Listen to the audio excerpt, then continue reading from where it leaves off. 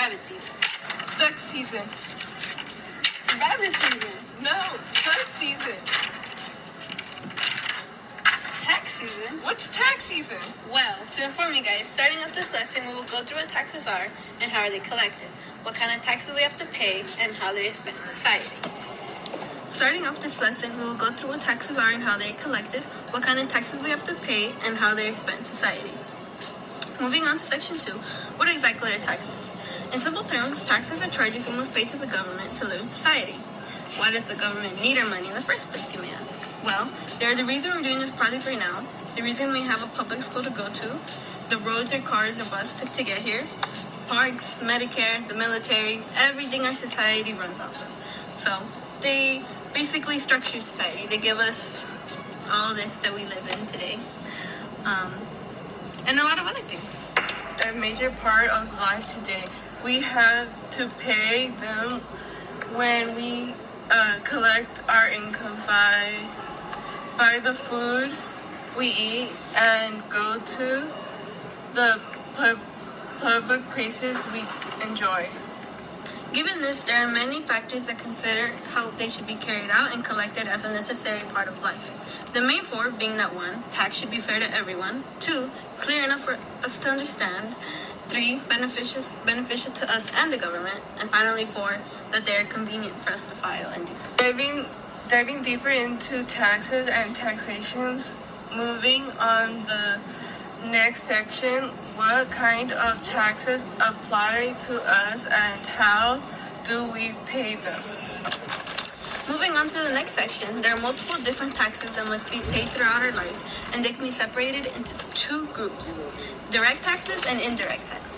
Direct taxes paid directly from the person or business that is being taxed include property tax, that is added when we buy land and properties, income tax, a tax we pay from individual income or paychecks, and corporate income tax that is taken from profits of a business or corporation. On the other hand, there are indirect taxes, which are collected through services and goods that consumers pay. This includes sales tax, payroll taxes, the tax that comes out of my wage, for things like Medicare, Social Security, all the necessary things. And then finally, there is excise and luxury tax I pay to get fancy earrings or a fur coat. Some of these can fit into one of the 3 major categories of tax structures we have today: progressive tax, regressive tax, and proportional tax. As income increases, so does the amount being taxed. This is what we call progressive. Then there's regressive tax, the opposite of progressive, whereas income increases, the amount of being taxed decreases. Lastly, there's proportional tax, whereas the share being taxed is the same for all incomes. So, let's say that the tax rate, the percentage of income or value that is being paid in tax, is 20%. A person who makes $10,000 would pay $2,000 in taxes, and a person who makes $50,000 would pay $10,000 in taxes. That's what it would be like in a proportional tax system. In a progressive tax system, the one being used in the U.S. right now, low-income people would be taxed at 10%, middle-income people at 15%, and high-income people at 30%. Although a regressive tax system isn't used for income, an example of that would be where it's used on excise tax for things like gasoline and alcohol, where the tax is increased for people to buy less. Tax rate and tax base vary depending on the tax structure it is being used on. Moving on to section 4, we will now cover how the government spends this money that is being taxed from us. Considering all these taxes, you might think it is enough for all the expenditures in society, but it isn't. And because of this, where do we get the rest of it? This is called a federal deficit, which is made up through government bonds. After this gap is made up, there's 2 ways the government spends tax money, which is between mandatory and discretionary spending. Mandatory spending is mandated by existing laws and consists of 2 groups, entitlements and the national debt interest, meaning that this tax money is being spent on things like Social Security, welfare, and Medicare, as well as things that concern the national debt.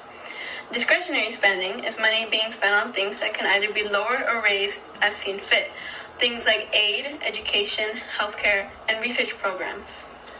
Like we said earlier, roads, military, public places, and all of this are what our government spends through tax money. These expenditures are separated between 2 areas: local and state governments and the federal government. The federal government spends this tax money on larger aspects like welfare, military, and Medicare. Meanwhile, local and state governments spend this on more direct services like roads and local police. Well, now we know how our money is being taxed, why our money is being taxed, and how these tax money is being used and spent on. Now that we learned more about tax money, maybe you can relate to why tax is such a burden. But in the words of Wendell Holmes, taxes are the price we pay for civilized society. Go taxes!